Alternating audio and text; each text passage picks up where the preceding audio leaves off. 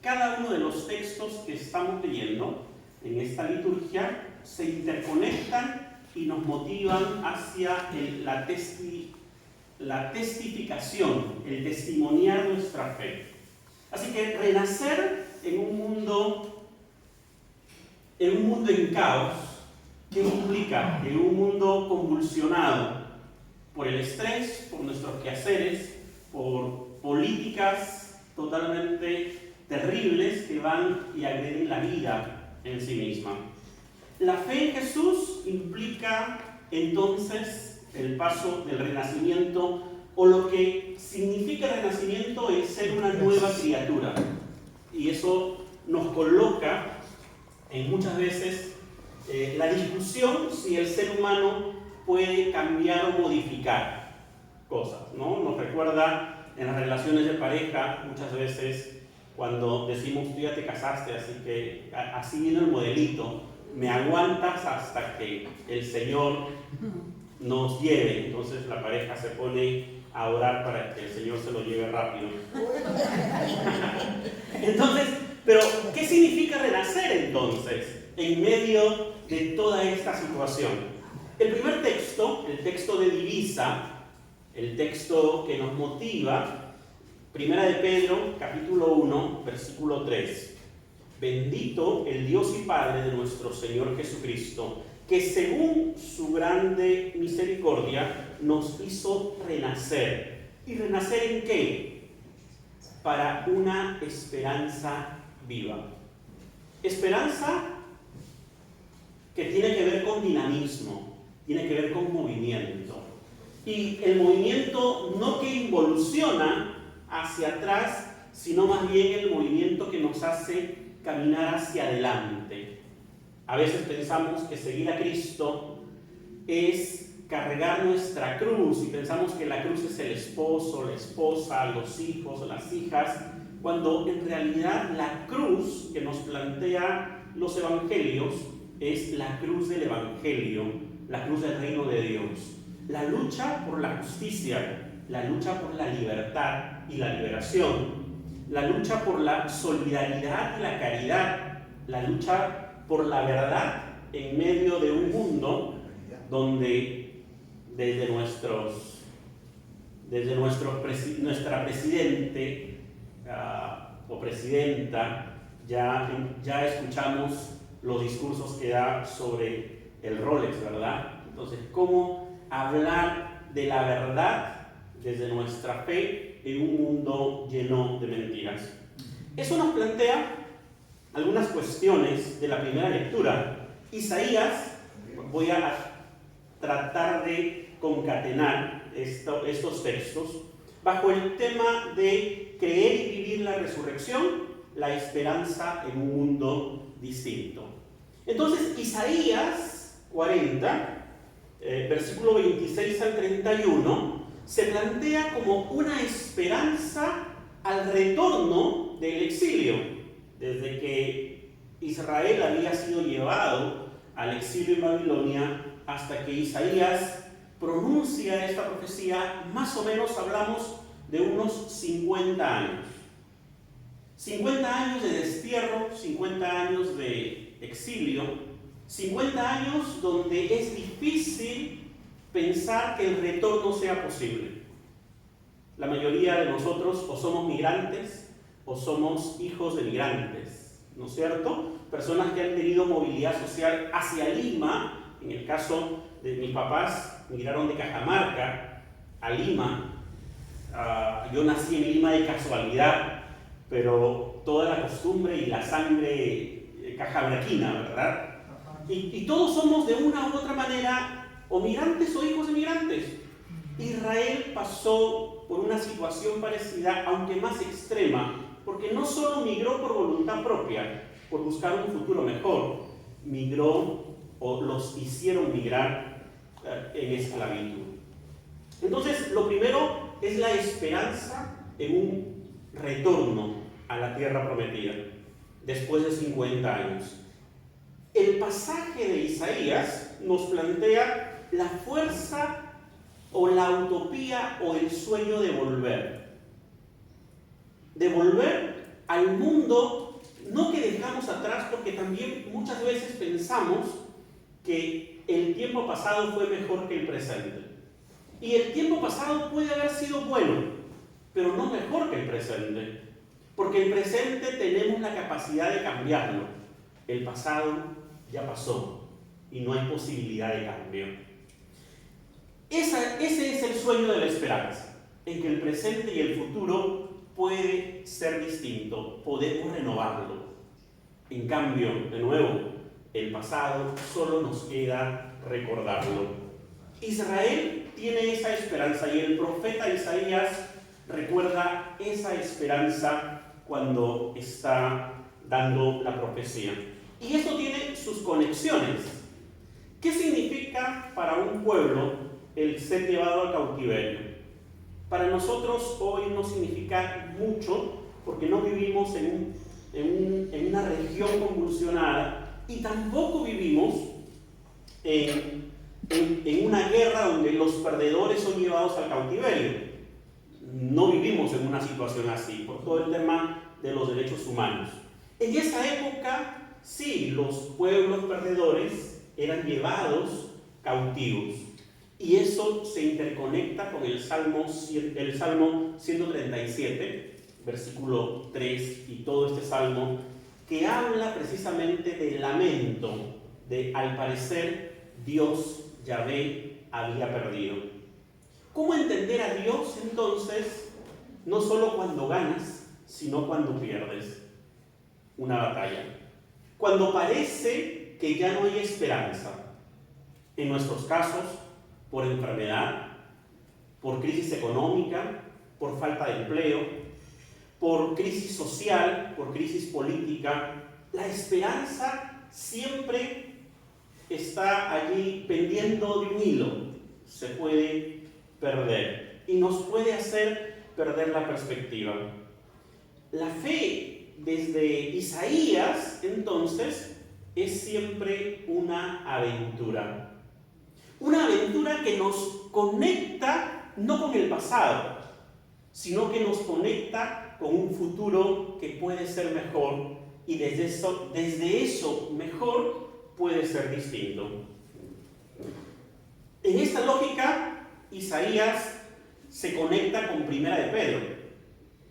Primera de Pedro, capítulo 1, versículo 3 al 9, que era la segunda lectura que teníamos. Y aquí, mientras que la primera lectura de Isaías nos habla de la utopía del regreso y de soñar un mundo, no el que dejamos, sino retomar nuestras raíces y construir un futuro mejor, Primera de Pedro nos habla de la esperanza cristiana. La esperanza judía es el regreso para construir un mundo mejor. La esperanza cristiana es la resurrección. Y es la resurrección que nos asegura un mundo distinto. Un mundo distinto en el testimonio mismo del Evangelio. Bendecir a Dios, así como comienza la lectura, equivale a ser agradecido. Algo que como seres humanos muchas veces nos cuesta. Ser agradecidos a Dios. Cuando vemos que desde Génesis, el capítulo 3, el pecado que aparece en Génesis 3 no es el pecado de la desobediencia, sino el pecado de querer sacar a Dios de la ecuación. Si comieres del árbol de la ciencia del bien y el mal, seréis como dioses. Ese es el pecado de fondo.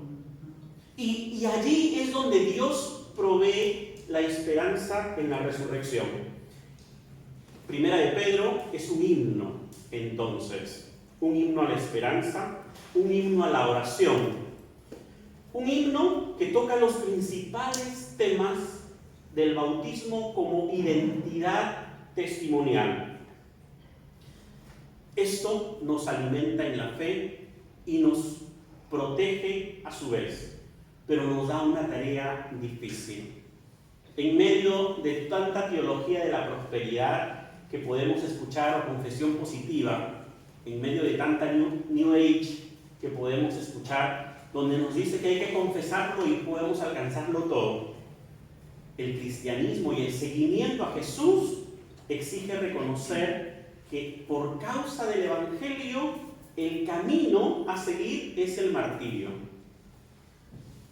Es el martirio. No hay otra manera de ser testigos de la resurrección. Eso implica entonces el versículo 29. De acuerdo a las palabras de este Evangelio, no son dichosos los que ven, sino dichosos los que creyendo o creen sin ver. Y eso nos reconecta con otro Evangelio, el Evangelio de Mateo. Porque no todos podemos creer sin ver. Tenemos la posibilidad de dudar. Pero a pesar de nuestras dudas, podemos seguir siendo testigos. Eso nos plantea Mateo, capítulo 28, versículo 16 al 18. Dice, y fueron al monte donde Jesús les había ordenado, pero algunos dudaban, pero aún así le adoraban. Por tanto, entre nosotros los creyentes y las creyentes, no solo podemos encontrar personas que creen sin ver, sino también personas que dudan, pero a pesar de sus dudas, siguen testimoniando a Dios. Y también personas que pueden no creer porque no ven, pero tienen la necesidad de encontrar la trascendencia de Dios en sus propias existencias. Eso nos hace una comunidad, eso nos hace diversos, y es lo que el Evangelio de Juan 20, ya llegamos con eso al Evangelio, nos plantea.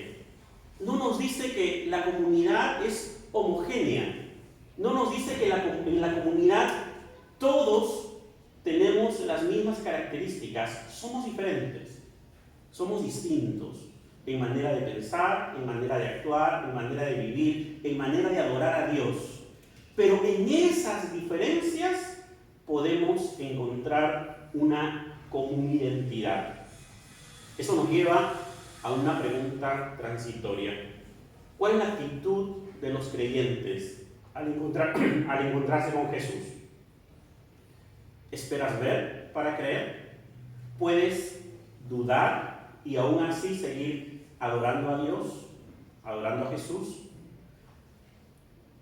¿Cuál es la posición que tenemos? Los discípulos de Jesús se dividen en estos grupos ya mencionados. Quienes creen, testifican. Quienes dudan, adoran aunque les cuesta testificar. Y quienes esperan ver para creer y luego testificar, muchas veces se quedan en el plan de la contemplación. Y Jesús en el versículo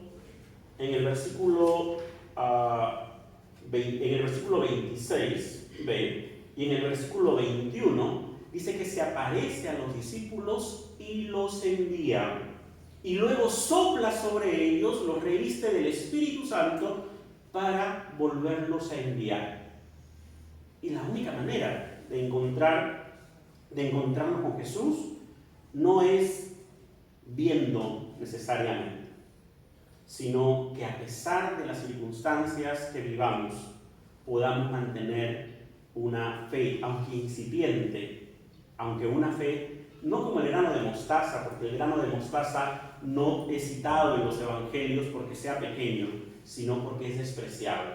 Aunque sea una fe que puede aparecer o aparentar como despreciable, sigue manteniéndose en nosotros como un germen de esperanza. Entonces, desde allí, y ya para cerrar algunas ideas, tenían miedo, dice el texto, ¿no es cierto? Y se escondían, pero a pesar del miedo que sentían, Jesús se aparece en medio de ellos y les dice: paz a ustedes. Es una frase que retumba en el texto. Estaban escondidos, no querían ser reconocidos. Jesús aparece en medio, Jesús muestra evidencias de su resurrección. Porque la resurrección es un asunto de fe, pero es un asunto de testimoniar. de testificar esa fe. La resurrección no pasa por una discusión histórica. Quien quiera encontrar datos históricos sobre la resurrección, lo que va a encontrar es una tumba vacía en el mejor de los casos, o una tumba que nunca se halló en el peor de los casos. Ese es entonces una evidencia que para nosotros nos sirve desde la fe que compartimos. Y Jesús está dispuesto a mostrarnos las heridas de su proceso al sacrificio. Cristo resucitado es la nueva creación.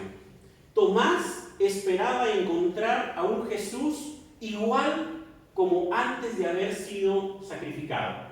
Pero Jesús le muestra que no puede ser el mismo, porque ese Cristo que él conoció antes del martirio, ese Cristo fue el que fue llevado a la cruz. Ahora es un Cristo nuevo, resucitado, con una nueva esencia y naturaleza. La evidencia del sufrimiento entonces es esa evidencia de la nueva criatura. El perdón de pecados implica una comunidad como espacio de restauración. Y allí una profesora, amiga, decía que la iglesia es un hospital. Lamentablemente, muchas veces las iglesias son los únicos hospitales que matan a sus enfermos a propósito. La iglesia debe ser el espacio donde las personas sean restauradas, dignificadas y valoradas. Tomás, el incrédulo, versus un Jesús mismo que testimonia su propia resurrección. Incrédulos versus creyentes. Y la llamada de atención es: no seas incrédulo, sino creyente. Porque la incredulidad te deja fuera del testimonio. Mientras que cuando mantienes una fe viva, te puedes poner en movimiento. Puedes vivir el Evangelio, vivir el reino de Dios en todo lo que haces.